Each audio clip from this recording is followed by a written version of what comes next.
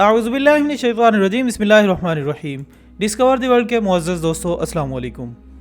नाज़रीन इकराम, अरबों से मुतालिक बेशुमार पेशन गोइयाँ हुज़ूर अकरम सल्लल्लाहु अलैहि वसल्लम की अहादीस मुबारका में मौजूद हैं, और इन ममालिक की मौजूदा सूरत हाल को देखते हुए ऐसा लग रहा है कि बहुत जल्द ये सच साबित होने वाली हैं, क्योंकि वाज़े तौर पर देखा जा सकता है कि रवां साल में इस्लाम पर होने वाली तनकीद और इस्लाम मुखालिफ लोगों पर बजाय कोई एक्शन लेने के इन ममालिक ने मुकम्मल तौर पर चुप साध ली है।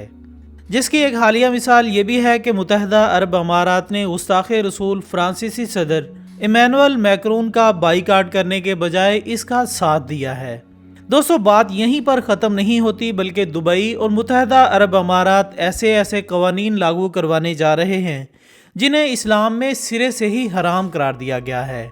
शराब जिसे इस्लाम में हराम करार दिया गया है और तमाम इस्लामी ममालिक में इसकी फ़रोख्त पर पाबंदी है, अरब हुक्मरानों की तरफ से इसको न सिर्फ जायज़ करार दे दिया गया है, बल्कि जब से सऊदी वली अहद शहजादा मोहम्मद बिन सलमान इक़्तिदार में आए हैं, इसके बाद सऊदी अरब में ड्रामाई अंदाज में तब्दीलियाँ रूनुमा हो रही हैं।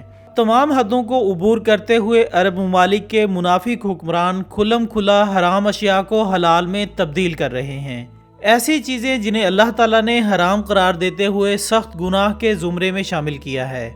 जी हाँ दोस्तों, शेख अब्दुल अजीज़ अल शेख ने शराब नोशी और जना जैसे कबायर की सऊदी अरब में इजाज़त दे दी है। एक हालिया रिपोर्ट के मुताबिक इनके मुताबिक इस्लाम के मुफ्तियों से ऐसे अहकामात नहीं जारी होने चाहिए जिनमें मुसलमान अपने दीन से मुतनफिर हों, और ना ही इस किस्म के फतवे जारी होने चाहिए जो मुल्क को आलमी तौर पर माजूल कर दें। और अगर मुल्क की तरक्की और खुशहाली के लिए शरई तौर पर तहरीम शुदा चीज़ों को हलाल करार दे दिया जाए तो इसमें क्या हर्ज है। इसी तरह इनके मुताबिक अगर मौजूदा दौर में किसी शरई हुक्म से मुसलमानों के मफादात को नुकसान हो रहा है तो इसे मुअत्तल करने में कोई हर्ज नहीं। मिसाल के तौर पर अगर गैर मुल्की टूरिस्ट के गैर शरई जिनसी ताल्लुकात और शराब नोशी से मुल्क को फ़वाइद हासिल होते हैं तो इसमें रियासत की जानिब से कोई रुकावट नहीं होनी चाहिए। हाँ, अलबत्ता इतना ज़रूर किया गया कि इन अफ़ाल से हरमैन शरीफैन का तक़द्दुस पामाल ना हो, बल्कि इस गर्ज़ के लिए मखसूस जगहों का तयन किया जाए तो बेहतर होगा।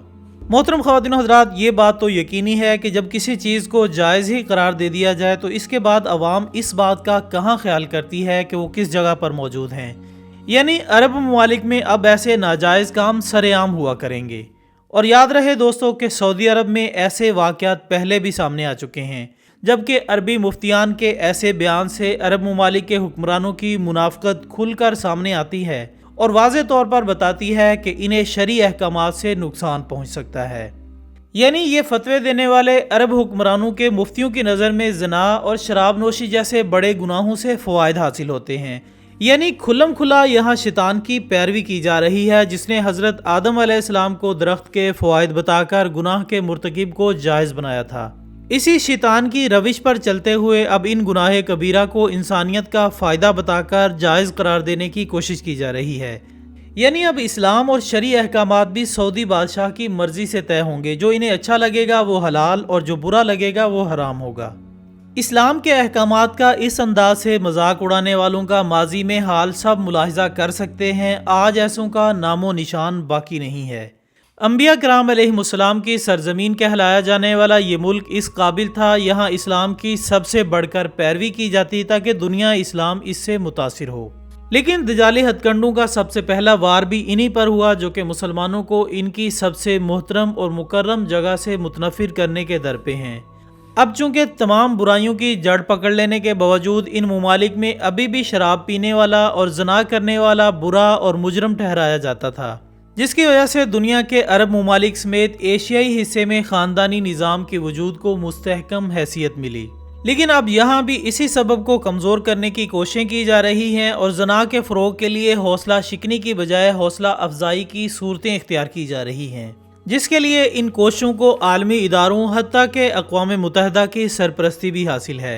अक़वाम मुत्तहिदा के बाज़ इदारों की तरफ से दुनिया भर की हुकूमतों पर अस्काते हमल को कानूनी जवाज़ फराहम करने और माने हमल मेडिसन को हर सतह पर आम करने के लिए जो मुसलसल जोर दिया जा रहा है, अपने नताइज के हवाले से वो भी ज़ना की हौसला अफजाई की मुहिम का हिस्सा है।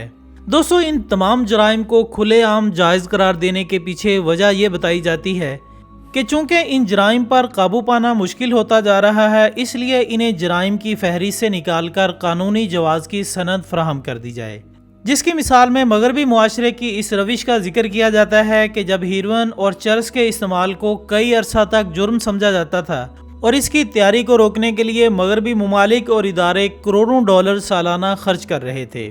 افغانستان میں پوست کی کاشت میں مسلسل اضافہ اسی حوالے سے مغربی ممالک کے لیے درد سر بنا ہوا تھا، اور ہیروئن کی سمگلنگ پر بعض ممالک میں موت کی سزا تک مقرر تھی۔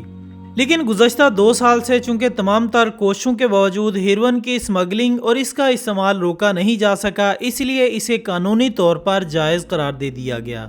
اسی طرح امریکہ میں شراب نوشی اب سے 1 صدی پہلے تک قانوناً جرم رہی تھی، اور خود امریکی کانگریس نے شراب نوشی کو جرم قرار دے کر اس پر باقاعدہ طور پر سزا مقرر کر رکھی تھی۔ لیکن قانون نافذ کرنے والے ادارے جب اس قانون پر عمل درآمد کرانے میں کامیاب نہ ہو سکے اور شراب نوشی قانون کے باوجود جاری رہی، تو کانگریس نے شراب نوشی کو جرائم کی فہرست سے ہی نکال دیا۔ اسی طرح ہم جنس پرستی بھی مغربی ممالک میں کچھ عرصہ پہلے تک جرم تصور کی جاتی تھی اور اس کی حوصلہ شکنی کی جاتی تھی، لیکن اب ہم جنس پرستی کے اس لعنتی عمل کو نہ صرف قانونی جواز فراہم کر دیا گیا ہے، بلکہ بہت سے ملکوں میں اسے انسانی حقوق کے زمرے میں شمار کر کے اس کے لیے باقاعدہ مطالبات کی مہم چلائی جاتی ہے، اور وضاحت یہ دی جاتی ہے کہ اسے جرم کسی حد تک قابو کیا جا سکے گا۔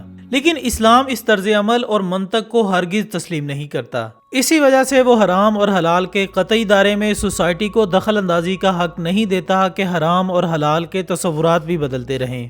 اسلام کا قانون یہ ہے کہ جن چیزوں کو اللہ تعالیٰ نے قطعی طور پر حرام قرار دے دیا ہے، ان کی حرمت کو کوئی بھی منسوخ نہیں کر سکتا، اور نہ ہی ان کے جرم ہونے کی حیثیت تبدیل کی جا سکتی ہے، کیونکہ جو چیز انسان کے لیے نقصان کا سبب ہے وہ ہر صورت میں نقصان دہ ہی رہے گی۔ کبھی بھی اس پر نفع بخش ہونے کا لیبل لگانے سے اس کی حیثیت تبدیل نہیں ہو سکتی۔